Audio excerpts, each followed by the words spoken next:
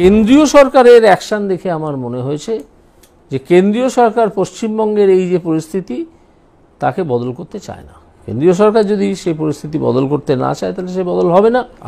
আমার বিজেপিতে জয়েন করা, যোগ দেওয়া এবং তাদের ভোটে দাঁড়ানো, আমার উদ্দেশ্য ছিল মমতা ব্যানার্জিকে এখান থেকে সরিয়ে দেওয়ার সব রকমের ব্যবস্থা করা হবে। সেই উদ্দেশ্যের ধারে কাছে আজ পর্যন্ত আমি গিয়ে উঠতে পারিনি এবং তার দায় মূলত কেন্দ্রীয় সরকারের। খুব কষ্ট হচ্ছে বলো, থালা দিয়ে দিয়েছে, খাবার দিচ্ছে না। শোনা গো আমার গোবর গাদায় পদ্ম দেখে উনি বিচারপতির চেয়ার ছেড়ে ছুটেছিল পদ্ম তুলতে। এখন আমও গেছে, ছালাও গেছে, নামে এমপি, দল না ডাকে হোমে, না ডাকে যজ্ঞে। ভেবেছিল বেশ কয়েকটা এক পেশে রায় দিয়ে রাতারাতি ভগবান হয়ে গিয়েছি এবিপি আনন্দের দয়াতে। তার উপরে এমপি বলে কথা, কে আর আটকায় আমাকে, সবাই সেরাম ঠুকবে আমাকে মাইলট বলে। কিন্তু সেরাম ঠোকাতে দূরের কথা, এত পূজা হচ্ছে গেল, ন্যূনতম অন্তত একটা কালী পূজার প্যান্ডেলের ফিতে কাটতেও ওনাকে কেউ ডাকেনি নিজের লোকসভাতে। তার উপরে আবার নাকি বাবুর শখ জেগেছিল, কানাকুচু শুনতে পাচ্ছি বাবুর নাকি শখ জেগেছিল মুখ্যমন্ত্রী পদপ্রার্থী হবে। সেই মতো শুরু করেছিল ওপরতলাতে তেল মাখাতে, কিন্তু সেই খবর কান ফসকে ওই শান্তিকুঞ্জে পৌঁছতেই শান্তিকুঞ্জের মেজ খোকা ওনার ডানা ছেঁটে বর্তমানে কাকতাড়ুয়া করে দিয়েছে। তাই আবার সেই এবিপি আনন্দকে ডেকে বড় বড় ডায়লগ দিয়ে পুনরায় উনি আবার বিপ্লবী সাজতে চাইছে। এই হিন্দি বলয় থেকে এখানে পশ্চিমবঙ্গের নেতা এসে এইসব ভোট ফোট করানো যাবে না। আচ্ছা, তার কারণ পশ্চিমবঙ্গের মানুষের মন মেজাজ, তাদের অভিমান, এসব দিল্লিওয়ালা নেতারা বোঝেন না। পশ্চিমবঙ্গের মানুষ, তাদের চিন্তাভাবনা, এটা বাকি ভারতের, উত্তর ভারতের সঙ্গে অন্তত মিলবে না। তো সেখান থেকে নেতা পাঠিয়ে পশ্চিমবঙ্গে ভোট করিয়ে জিতিয়ে বেরিয়ে যাব, এটা একটা অবাস্তব চিন্তাভাবনা। এসব করে কিছু হবে না। वाह क्या सीन है, वाह क्या सीन है। আরে ন্যাকা ষষ্ঠী, উনি কিচ্ছুটা জানতো না, কিচ্ছুটা বুঝতো না, 1 বছর পরে এসে বুঝতে পারছে। এত ভনিতা না করে বিজেপির গোবলীয় পার্টি লাইন বা পার্টি কালচারের সঙ্গে এই বাংলার মনন, বাংলার রাজনৈতিক মনন খাপ খায় না। অর্থাৎ এক কথায় বিজেপি বহিরাগত পার্টি, এটা বলতে কি খুব কষ্ট হচ্ছে? বিকাশবাবুর পায়ের তলায় বসে আইন শিখেছি বলে মাকুদের মনে লেলিন ঝড় তুলে গডসের পার্টিতে ডাইভ মারতে তখন তোমার আক্কেলে বাঁধেনি, আর এখন যখন তোমার আম চুষে আডি বার করে ছেড়ে দিয়েছে তখন বাংলার সংস্কৃতি কালচার মননের কথা মনে উদলে উদলে উঠছে। একটা পাক্কা জাত খচ্চর এমপি হওয়ার লোভে ভারতীয় জনতা পার্টিকে খুশি করতে পরপর কটা এক পেশের আয়দান করে ভেবেছিল ভারতীয় জনতা পার্টি মাথায় তুলে রাখবে, ভগবান হয়ে গিয়েছে। কিন্তু বেড়ে শয়তান জানতো না উমা ভারতী, লালকৃষ্ণ আদবানি, সুষমা স্বরাজদের মতো স্টল ওয়ার্ড নেতাদের যে দল চুষে বাঁধের খাতায় ফেলে দিতে পারে, সেই দল ওনার মতো চারানার নকুলদানাকে মাইলট করে মাথায় তুলে রাখবে। একে তো বর্তমানে দিলীপ ঘোষের মতো অবস্থায় এসে দাঁড়িয়েছে, তারপরে যে সমস্ত বেড়ে পাকা মন্তব্য করছে, দল বিরোধী মন্তব্য করছে, তাতে আর কদিন ওর এমপি পদ টিকবে তা নিয়ে খুব সন্দেহ আছে। যে বিজেপি রয়েছে এখনকার সময়ের বিজেপি, সেই বিজেপির পক্ষে তৃণমূলকে সরানো সম্ভব নয়, বা এই বিজেপি তৃণমূলকে আদৌ সরাতে চায় না। না না, বিজেপি সরাতে চায় কি চায় না এটা অনেক গভীর প্রশ্ন। সেই প্রশ্নে আজকেই যাব না, কিছুদিন বাদে হয়তো আমি যাব। শোনা, আর কিছুদিন বাদে তোমাকে যেতে হবে না, তার আগে হয় কাঁথির মেজো কোকা তোমার মুখে গদের আটা গুঁজে দেবে, না হয় দিলীপ ঘোষের মতো ওই এমন ভিডিও ভাইরাল করে দেবে তো নামের আগে এক্স বিচারপতি লেখার পরিবর্তে 3x সভাপতি লিখতে হবে। এই সব প্রতারকরা মানুষকে নাগরিকত্ব দেবে? তো প্রতারক, ঠক, জচ্চ, এরা মানুষকে নাগরিকত্ব দেবে? এরা মানুষের নাগরিকত্ব কাটতে এসেছে।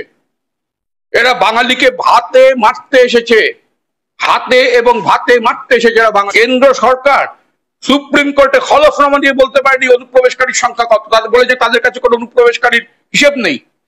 এই যে এত রোহিঙ্গা বলেছে, 1 কোটি কোটি নাকি রোহিঙ্গা ছেয়ে গেছে দেশ। কেন্দ্র সরকার সুপ্রিম কোর্টে হলফনামা দিয়ে বলেছে সারা দেশে রোহিঙ্গার সংখ্যা 40,000, আর পশ্চিমবঙ্গে তার সংখ্যা 102। খুব বড় বড় কথা। এই রে, এ তো আর এক বিপ্লবী। 2019 লোকসভা নির্বাচনে ভারতীয় জনতা পার্টির হাওড়ার পদপ্রার্থী রন্তিদেব সেনগুপ্ত, ওনারও চৈতন্য হয়েছে, উনিও বিজেপিকে ধুয়ে দিচ্ছে। এসআইআর হলে তৃণমূলের ভোট ব্যাংক ধসে পড়বে, 26-এ বিজেপি ক্ষমতায় আসবে। ইতিমধ্যে শুভেন্দুবাবু মনে হয় জামা প্যান্টের মাপও দিয়ে ফেলেছে। আর তার আগে যদি দলের মধ্যে থেকে এত বিপ্লবীদের উদয় হয়, তাহলে বঙ্গ বিজেপির নেতাদের তো আগামী 2026 বিধানসভা নির্বাচন পর্যন্ত পৌঁছতে বিহার বিজেপি নেতাদের হাল হয়ে যাবে। বিহারে এনডিএ উপমুখ্যমন্ত্রী পদপ্রার্থী ভারতীয় জনতা পার্টির নেতা নির্বাচনের দিনে নিজের কনস্টিটিউয়েন্সিতে ঢুকতে পারেনি। জনগণ এত গোবর ছুঁড়েছে ওনাকে লক্ষ্য করে, শেষে কনভয় থামিয়ে উনি ডিএম কে ফোন করে ফোর্স পাঠাতে বলছে। इसी गांव में हुआ समुच्चा भीड़ आगे आ रही है, आप स्पेशल फोर्स भेजिए, हम यहीं धरना पर बैठेंगे। ये गुंडा राज को स्थापित प्रशासन यहाँ का एसपी इतना कमजोर कायर है, आके बूथ पर कहता है कि शांतिपूर्ण, जब उम्मीदवार को उप मुख्यमंत्री को घुसने नहीं दे रहा है गांव में, सारा गाड़ी पर पत्थर और गोबर फेंका है। এদিকে মাননীয় স্বরাষ্ট্রমন্ত্রী হোম মিনিস্টার চাণক্য মহারাজ বিহারের নির্বাচনী প্রচারে এসে এনডিএ পূর্ণ বহুমত নিয়ে সরকারে আসছে বা ক্ষমতায় আসছে স্পষ্ট ছবি নাকি উনি দেখতে পাচ্ছে, দাবি করছে। আর নির্বাচনের দিনে ভারতীয় জনতা পার্টির নেতা উপমুখ্যমন্ত্রী পদপ্রার্থীকে জনগণ গোবর ছুঁড়ে স্বাগত জানাচ্ছে। फायरिंग नहीं कर सकता है तो सब बॉडीगार्ड रहने का क्या औचित्य है? ये बॉडीगार्ड रहने का क्या? जो बॉडीगार्ड के देखिए चेहरे पर सारा गोबर और पत्थर फेंके हुए हैं, इतना मनोबल अपराधी का भरा हुआ है। कैसा लगा मेरा मजाक? बिहार के अंदर हम सब जानते हैं कि भूमि की कमी है, इसलिए बिहार के अंदर इस प्रकार का इंडस्ट्री लाना चाहिए जिसमें भूमि की कम বাঙালি ভাই তোমরাও তৈরি হও, কদিন পরে এই সমস্ত ডায়লগ তোমাদেরও শুনতে হবে। বিহারে নাকি জায়গার কম পড়েছে, সেই কারণে বিহারে ইন্ডাস্ট্রি হচ্ছে না। বিহারে জায়গা নেই ইন্ডাস্ট্রি করার মতো, সেই কারণে বিগত 20 বছরে এনডিএ সরকার বিহারে ইন্ডাস্ট্রি করতে পারেনি। আর নির্বাচনের কদিন আগে 1 টাকায় 1000 একর জমি দিয়েছে আদানিকে। अगर गरीब की चिंता की होती तो बिहार में गरीबी नहीं होती। आजादी के इतने सालों बाद बिहार में इतना विकास हो जाता जिसकी कल्पना भी हम नहीं कर सकते।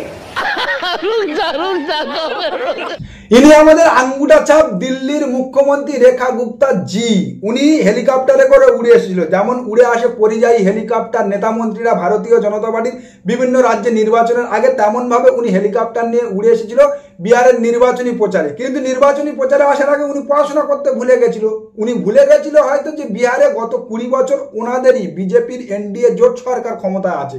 যদিও ওনার দোষ কি, উনি তো আঙ্গুটা ছাপ নাচনেওয়ালি, ওনাকে তুলে নিয়ে গিয়ে ভারতীয় জনতা পার্টি দিল্লির মতো জায়গায় করে দিয়েছে মুখ্যমন্ত্রী। সুতরাং এর থেকে ভালো ওই আঙ্গুটা ছাপ আনপড় নাচনেওয়ালি মুখ্যমন্ত্রীর কাছ থেকে ভারতের জনগণ, বিহারের জনগণ আর কি বা আশা করতে পারে। প্রথম দফা নির্বাচনের পর বিহারের যে হাওয়া, তাতে মহাগঠবন্ধন হাসতে হাসতে ক্ষমতায় আসছে, অর্থাৎ বিহারে ভারতীয় জনতা পার্টির তরি ডুবতে বসেছে। আর এরপরে বাংলার পালা।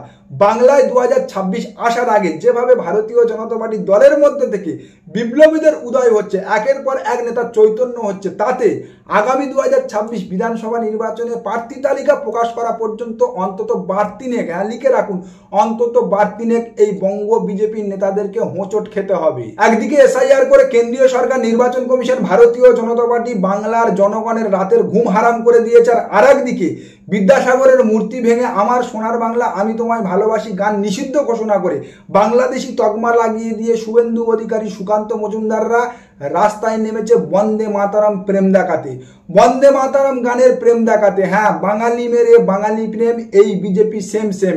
বিহারে তো কেবলমাত্র ভারতীয় জনতা পার্টির নেতাদের উপরে গোবর পাথর ছুঁড়ে মেরেছে জনগণ। এই বাংলায় আগামী 2026 বিধানসভা নির্বাচনের আগে পচা নর্দমার পাঁক দিয়ে বাংলার জনগণ এদেরকে পালিশ করে ছাড়বে। হ্যাঁ বলছি, এবং সেই চিত্র মিলিয়ে নেবেন।